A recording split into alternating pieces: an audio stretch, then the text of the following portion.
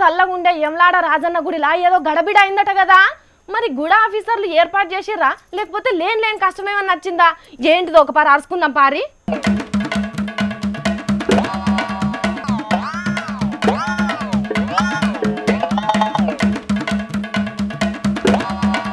వచ్చేటోళ్ళు వస్తూనే ఉన్నారు పోయేటోళ్ళు పోతూనే ఉన్నారు కానీ లొల్లి మాత్రం పొల్లు అవుతున్నది వేములవాడ రాజన్న గుడిలా అరే ఏమై ఉంటది ఏంటి సంగతి ఇగో గీ అన్నేదో మస్తుగా ఆవేశపడుతున్నాడు అన్న ఏంది ఏదో బాగా కోపం మీద ఉన్నావు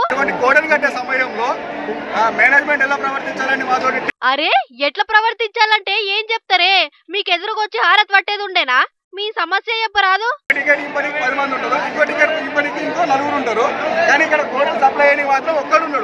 అరే అదానే కోరికలు తీర్చుకుందామని రాజన్నకు కోడని కొట్టేద్దామంటే లేవానే అయ్యో అప్పుడు ఏమన్నావు నువ్వు ఎవరన్నా పెద్ద ఆఫీసర్లను అడగకపోయినావా చేస్తే వాళ్ళు ఏమన్నారంటే అన్న మాతో ఏం కాదు అక్కడ 30-40 జీతాలు తీసుకుంటారు మేము జస్ట్ గుమస్తాలం వాళ్ళు చెప్పింది మేము చేస్తామన్నా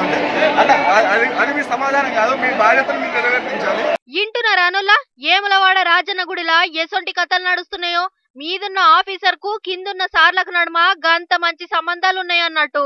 భక్తులకు తిప్పలు కాకుండా ఏం చేస్తే మంచిదో ఆ పనులు చేయాలి గాని ఎవళ్ళెక్కడైనా పని చేయనియండ్రి నా జీతం నాకొస్తే చాలు అన్నట్టు చేస్తే ఏమన్నట్టు గంత పెద్ద గుడి ఎక్కడెక్కడి పబ్లిక్ కు ఇరుముడులు కట్టుకొని పబ్బతి పట్టుకొని వస్తారు గిట్లా ఏడిదాడ ఆగమాగం ఉంటే గుడి ముంగట పడుతుందా